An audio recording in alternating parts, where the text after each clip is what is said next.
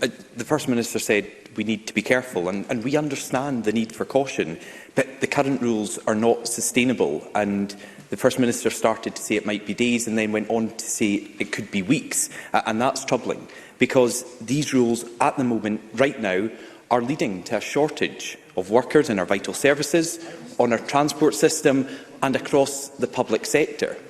These rules are forcing whole families and households to self-isolate for 10 days, even if they've tested negative.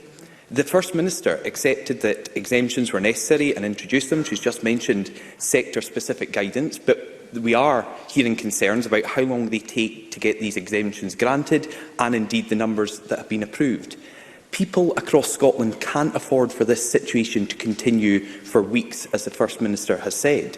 So, First Minister, can we really afford to leave these rules as they are in the interim period when the essential services and our economy are already taking a hit?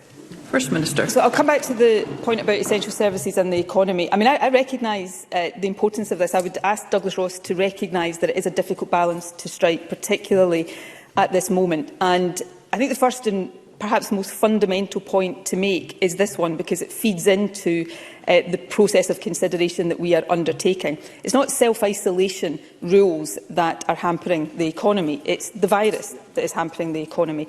And the reason why we have tightened isolation rules for household contacts is that one of the things we already know about Omicron is that it has a much higher attack rate within groups of people who are living closely together.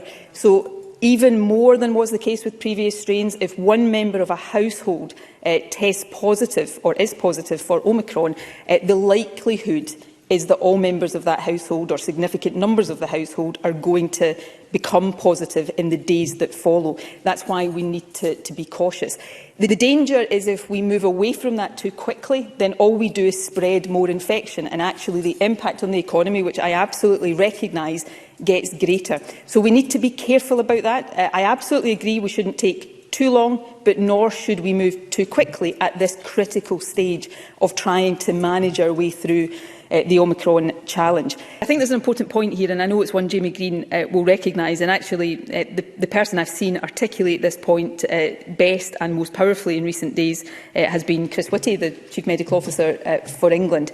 It can be tempting, and tempting for all of us at times, and I include myself in this, to think that if we just didn't take steps to control COVID, we would somehow escape these other impacts. That is not the case. If we didn't control COVID, all of these other impacts, the direct health impacts, the impacts on the economy, the impacts on well-being more widely, would be even worse.